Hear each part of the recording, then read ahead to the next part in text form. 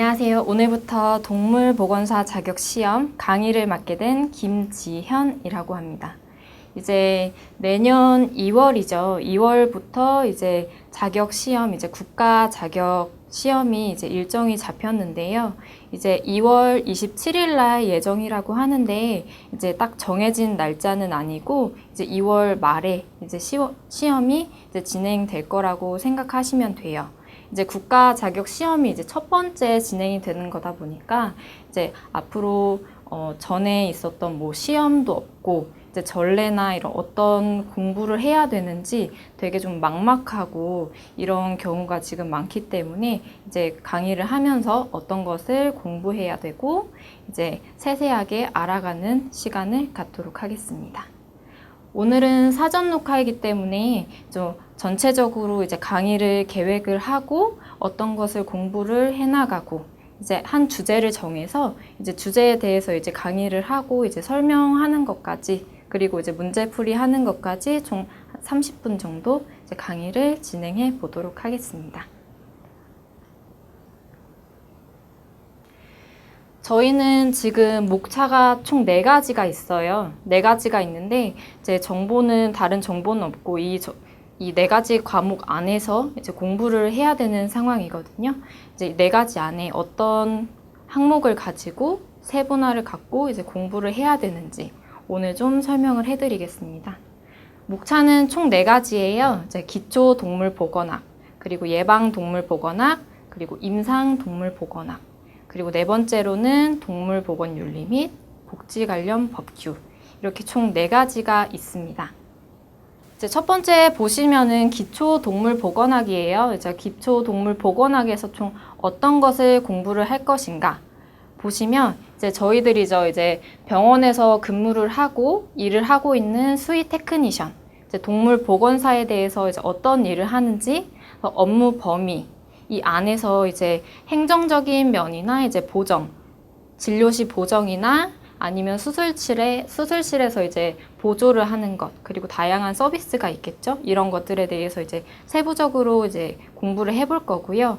그 다음에 이런 질문을 되게 많이 받았어요. 이제 동물들을 키우면서 이제, 동물들이 자라나면서 이제 몸무게도 늘어나고 나이가 달라짐에 따라서 이제 먹는 사료의 양이나 주기가 달라지기 때문에 이런 부분들을 함께 계산을 해보고 어떻게 공부를 해야 될지 이런 것을 함께 알아가 보도록 하겠습니다. 그리고 이제 금기식품이라는 것은 이제 동물들이 먹으면 안 되는 이런 음식들인데 대표적으로는 이제 카페인, 커피죠. 이제 커피나 또 자일리톨, 이제 포도 같은 이런 종류들에 대해서 이제 먹으면 왜 안 되는지 이제 먹으면 어떤 질병이 생기고 이제 치료를 어떤 방법으로 진행이 되는지 이런 부분들도 같이 공부를 해볼 거예요. 그리고 이제 뭐 강아지들이나 고양이를 키울 때 이런 특성이나 생리적인 부분들도 이제 근무를 하면서 파악을 해야 되기 때문에 이런 부분들도 전체적으로 한번 공부를 할 계획입니다. 그리고 이제 동물들의 행동들에 대해서도 이제 많이 관심을 가지시기 시작했어요. 그래서 뭐 대표적으로는 이제 식분증, 이제 변을 먹는 거죠. 이제 식분증이나 이제 다른 뭐 분리불안이나 짖는 행동들 이런 것도 한번 알아가 보는 시간을 갖도록 하겠고요. 이제 병원 같은 경우는 이제 의료 행위를 하는 그런 장소이다 보니까 이제 청결이나 소독 같은 문제에 대해서도 되게 중요하게 생각을 하고 이제 철저하게 관리를 하세요. 그러기 때문에 이런 부분들, 이제 대기실이나 진료실, 수술실 이런 부분에 대해서도 어떻게 소독을 하고 이제 소독제 종류나 이런 의료 폐기물도 같이 나오겠죠. 이런 부분들에 대해서 어떻게 진행이 되는지 같이 한번 알아가 보도록 하겠습니다. 그리고 두 번째로는 예방동물보건학이에요. 예방동물보건학에는 이제 전체적으로 총 4가지를 알 수 있는데, 이제, 알 수 있는 것은 총 예방접종, 심장사상충, 외부기생충, 구충제, 이렇게 총 4가지가 있습니다. 이런 부분들에 대해서 언제부터 접종을 해야 되고, 주기는 얼마에 한 번씩 맞아야 하는지, 그리고 이제 이런 부분들에 대해서 맞으면 나타날 수 있는 그런 부작용들, 이런 부분들에 대해서 강아지나 고양이를 분류해서 한번 알아볼 생각입니다.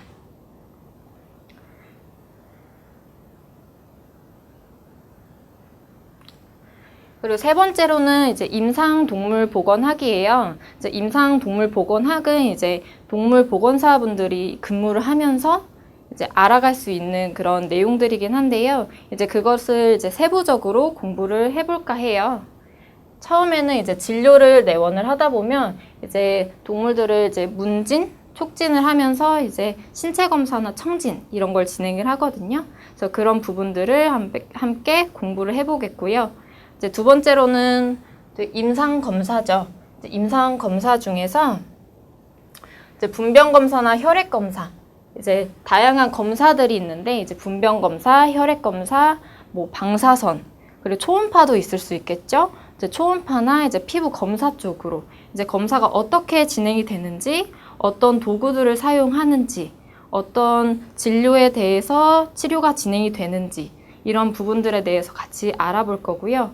이제 그 간호사분들이 많이 하는 이제 입원 환자 간호 같은 경우나 이제 진료할 때, 그리고 그 수술할 때 보조하는 이런 부분들에 대해서 같이 알아볼 생각입니다. 밑에 질병 같은 경우는 이제 전염성과 비전염성이라고 적혀져 있는데요. 이제 전염성과 비전염성, 이게 다른 개체들한테 이제 옮을 수 있느냐, 그리고 옮길 수 있느냐, 이런 부분들에 대해서 같이 나눠서 공부를 해볼 예정이고요. 이제 인수공통 전염병이라는 것은 이제 사람이 개체한테 옮길 수 있고, 동물한테 옮길 수 있고, 이제 동물들이 사람한테 옮길 수 있고, 이런 것을 인수공통 전염병이라고 하는데요. 그래서 이런 부분들이 어떤 전염병이 있는지 이제 종류를 알아보는 시간을 가질 겁니다. 그리고 이제 네 번째, 동물보건윤리와 관련 법규. 이제 법규 같은 경우는 이제 근무를 하면서 알 수 있는 부분이 되게 한정적이고요. 이제 교육을 받거나 하는 경우가 좀 대부분 많이 적기 때문에 이런 부분들을 많이 이제 강의를 하면서 대표적으로 사례, 그리고 판례, 그리고 예시 같은 경우를 많이 볼 거고, 이제 문제풀이도 같이 하면서 알아보는 시간을 가지도록 하겠습니다. 이제 법규 안에서는 대표적으로 동물보호법, 수의사법, 그리고 가축 전염병 예방법, 이렇게 대표적으로 한번 적어봤고요. 그 다음에는 이제 동물보건윤리 쪽이죠. 이제 동물 등록이 작년부터 이제 의무화가 됐어요. 이제 의무화가 됐기 때문에 이제 동물 등록을 이제 반려동물을 이제 분양을 받으면 이제 의무화가 돼서 꼭 하셔야 되시거든요. 그래서 이런 부분들, 종류는 두 가지가 있어요. 마이크로칩과 펜던트 형태, 이렇게 두 가지가 있는데 몸 안에 삽입하는 것과 목걸이 형태의 펜던트, 이런 부분들에 대해서 이제 장점과 단점 이렇게 나눠서 함께 볼 거고요. 이제 동물 등록을 함에 따라서 만약에 동물들을 유기가 되면 어떻게 동물 등록을 활용을 하면서 찾을 수 있는지, 그런 부분들도 함께 알아볼 생각입니다. 그리고 요즘에는 이제 해외로 이제 분양을 가거나, 그리고 여행을 가시거나 입양을 가시는 분들이 되게 많아요. 그래서 저희 병원 같은 경우도 이제 문의도 굉장히 많았고, 그리고 이제 전화 문의나 이제 내원하셔서 서류를 작성하는 경우가 되게 많았거든요. 그래서 이런 부분들도 되게 다양해지고 많아지고 있기 때문에 한번 공부할 수 있었으면 해서 한번 적어봤습니다. 그리고 이제 동물들을 입양을 하고 처음에 분양을 받으실 때 이제 어떤 마음가짐으로 분양을 받아야 하는지, 그리고 이제 분양을 받으실 때 필요한 용품들이나 동물병원은 언제 내원을 해야 되는지, 그런 부분들도 함께 알아볼 거고요.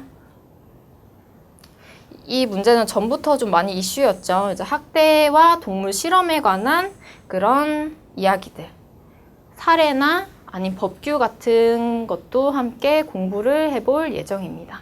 이렇게 총 네 가지 과목이 있는데요. 이제 네 가지 과목 중에서 전체적으로 한 70강에서 80강 정도 이제 계획을 하고 있고요. 이제 기초 동물 보건학에는 총 20강, 예방 동물 보건학은 총 10강, 임상 동물 보건학은 총 15강, 이제 법규나 보건윤리 쪽으로는 총 25강, 이렇게 총 70강을 이제 계획을 하고 있고요. 이제 만약에 이제 변경이 되거나 추가가 되는 내용들이 좀 있을 거기 때문에 이것은 이제 강의를 하면서 이제 변경을 시켜보도록 하겠습니다.